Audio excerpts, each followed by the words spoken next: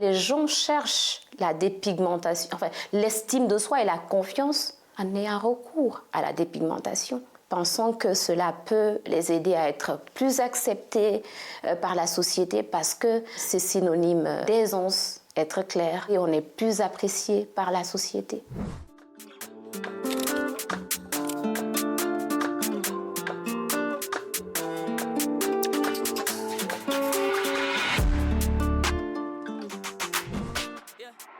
Aujourd'hui, on a une société très obsédée par la perfection et par l'image. Les jeunes générations, en fait, se disent que tout ce qu'ils voient sur Internet, dans les films, ils ont envie de le reproduire. Alors, passer mon message à cette jeunesse, ce serait, comme je le dis ici dans le livre, c'est d'expliquer en profondeur la complexité déjà de la dépigmentation en mettant la lumière, en fait, sur ses origines. Dire que on peut être belle, on peut être différent, accepter cela parce que la beauté, c'est pas qu'une question de couleur de peau. Je propose surtout des stratégies en fait en me basant sur l'estime de soi, la confiance en soi pour motiver ces personnes à ne pas avoir recours à la dépigmentation, à accepter, à célébrer leur diversité en fait, parce que c'est dans cela qu'on retrouve la vraie beauté. J'ai commencé avec d'abord la création de l'ONG, c'était en 2017. J'ai commencé par la sensibilisation et entre autres, je me suis dit que je n'aurais pas la chance de rencontrer toutes ces femmes à qui je veux parler et j'ai commencé à écrire un livre, à faire des recherches sur cette cause.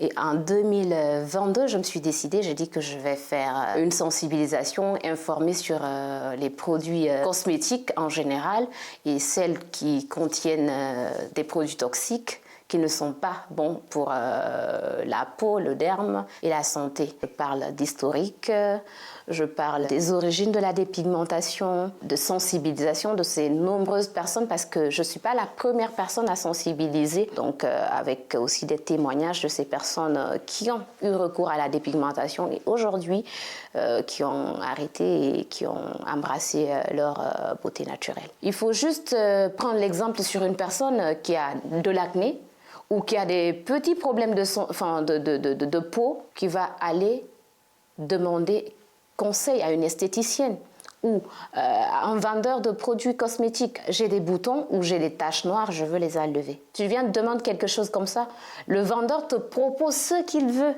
C'est pas un spécialiste, c'est pas un professionnel de santé. Il va te proposer ce qu'il veut lui, mais est-ce que ce produit est réellement une solution à ton problème? C'est comme ça que beaucoup de personnes ont commencé à avoir recours à la dépigmentation sans savoir. Je me dis que faire la différence, c'est déjà très simple. Les produits hydratants, c'est écrit toujours produits hydratants. C'est très bien indiqué la composition. Quand vous allez acheter un produit cosmétique avant de l'utiliser, il faut toujours prendre le temps de lire la composition de ce produit et savoir est-ce que c'est un produit blanchissant, éclaircissant, parce que c'est toujours écrit. Il y a l'autre aspect aussi de ces nombreux chimistes ou fabricants qui ne sont pas forcément des entreprises, qui sont des personnes lambda qui le font, qui font des mélanges. Eux-mêmes prennent l'initiative de faire des mélanges, s'autoproclamer comme fabricants. Tout le monde est dans les cosmétiques